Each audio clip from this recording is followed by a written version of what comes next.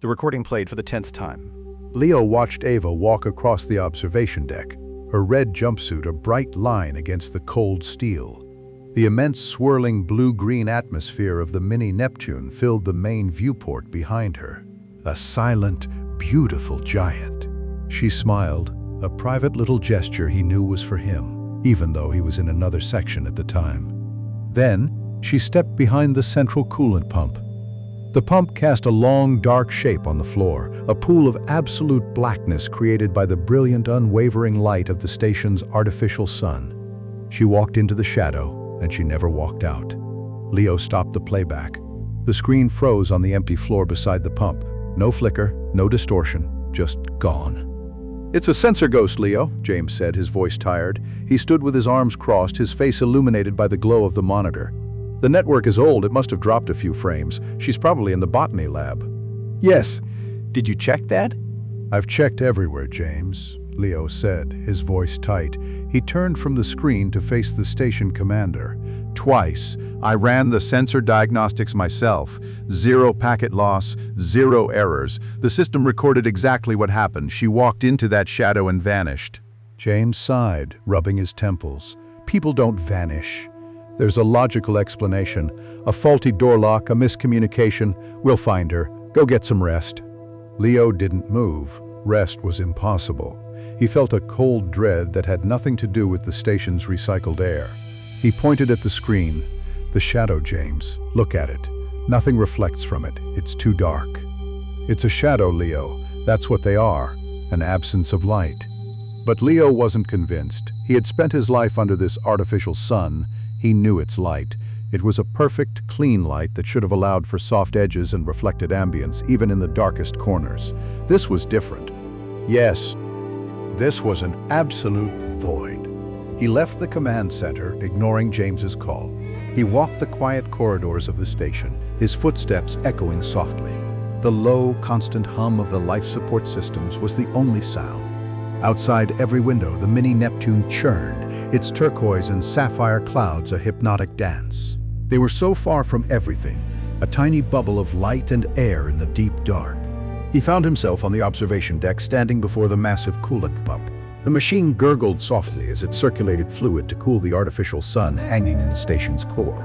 The sun itself was a dazzling sphere of contained plasma, a miniature star that gave them life, and its light cast that same dead black shadow on the floor. Leo felt a strange coldness coming from it, a chill that had nothing to do with the temperature. He knelt, his hand hovering over the edge where light met dark. The air felt thick, heavy. Yes, he remembered Ava talking about her research, about how the mini Neptune's immense gravity could, theoretically, warp the sun's energy fields in unpredictable ways. He had dismissed it as abstract theory. He pulled a small metal wrench from his belt pocket. His hand trembled slightly. He took a breath and gently rolled it into the shadow. It disappeared, not into darkness, but simply gone.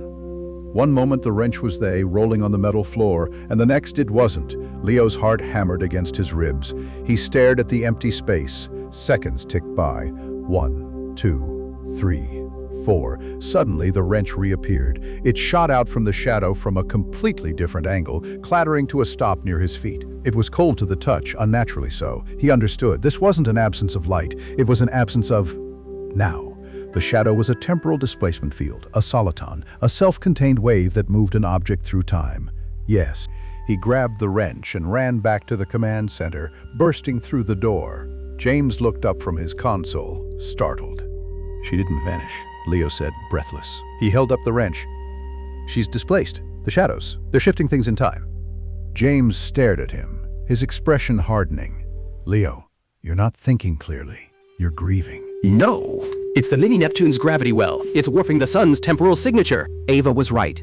Leo threw the wrench onto James's desk.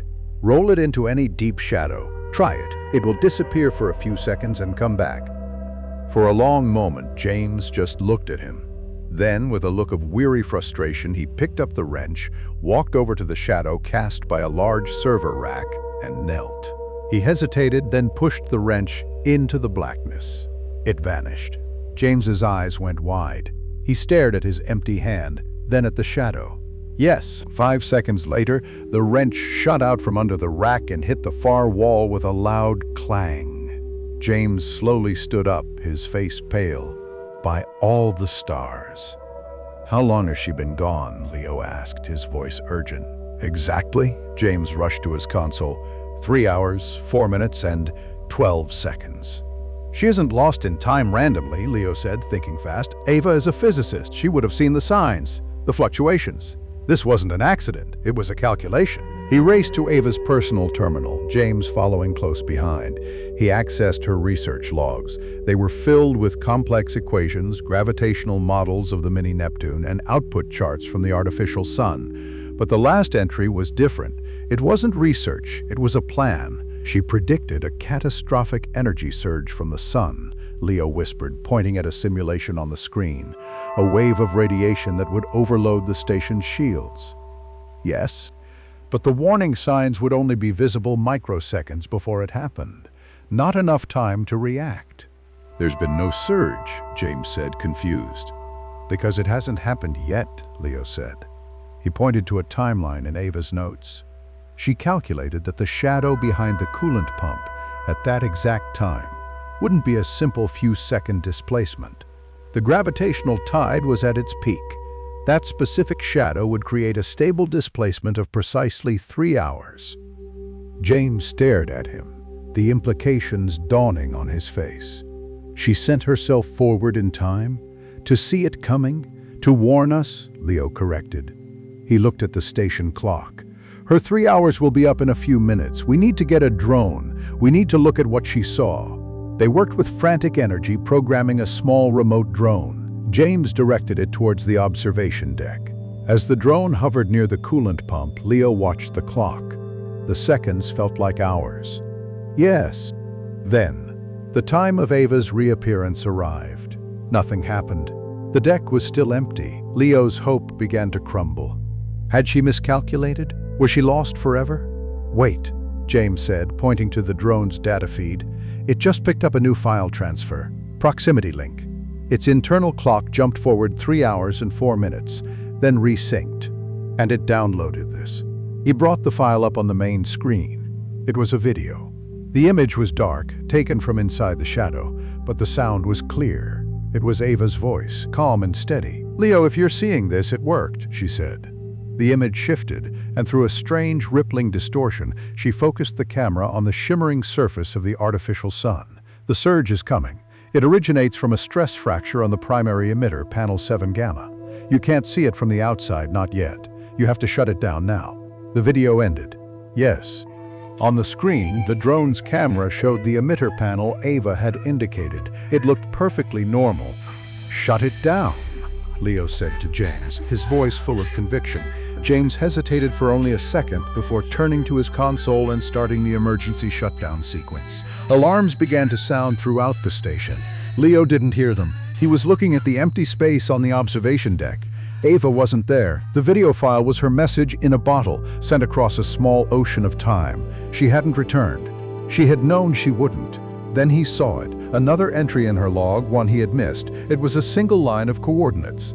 Not for the sun, for a different shadow, a smaller, less stable one in the engine room, and next to it, a timestamp, 5 minutes from now. He understood. The first jump was for the station. The second jump was for her. A calculated escape route, yes. He turned and ran, a desperate, brilliant hope lighting up his world brighter than any artificial sun ever could. He was not going to let her reappear alone. Yes.